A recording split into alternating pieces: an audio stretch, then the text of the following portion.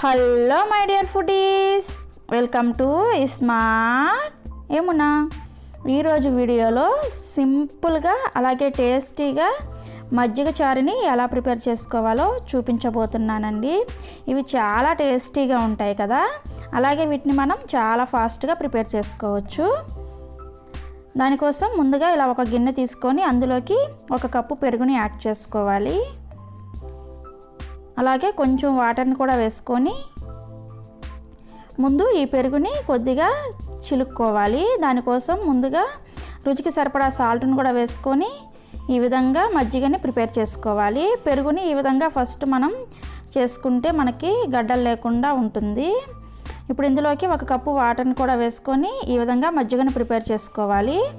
మనకి మజ్జిగ రెడీ అయిపోయాయి. వీటిని పక్కన పెట్టేసుకుందాం. ఇప్పుడు స్టవ్ ఆన్ చేసి ఒక కడాయి పెట్టుకొని అందులోకి 1 టీ స్పూన్ ఆయిల్ వేసుకొని వేడి చేసుకోవాలి. ఆయిల్ వేడైన తర్వాత 1 టీ స్పూన్ పోపు దినుసులను వేసుకోండి. మినపప్పు, శనగపప్పు, ఆవాలు, జీలకర్ర అన్నీ కలిపి 1 టీ స్పూన్ వేసుకొని 2 వెల్లుల్లి రెబ్బల్ని దంచి వేసుకోవాలి.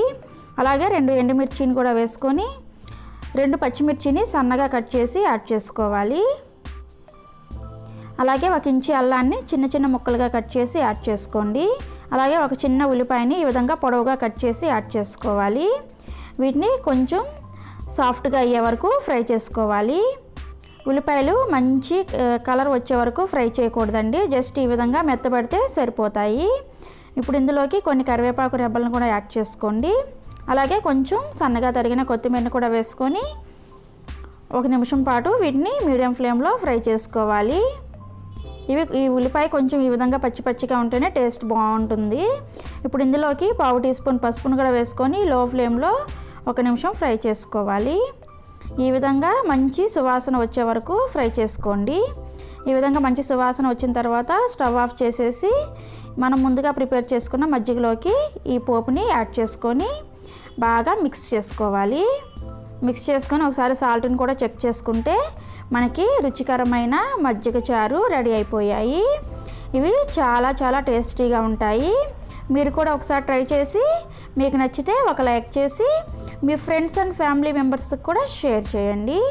అలాగే ఇప్పటి వరకు మీరు మన ఛానల్ని సబ్స్క్రైబ్ చేసుకోకపోతే ఇప్పుడే సబ్స్క్రైబ్ చేసుకొని పక్కనే వచ్చిన గంట సింబల్ని కూడా ప్రెస్ చేస్తే నేను ఏ రెసిపీ అప్లోడ్ చేసినా సరే మీ ఫోన్కి నోటిఫికేషన్ వస్తుంది. Thank you friends, bye bye.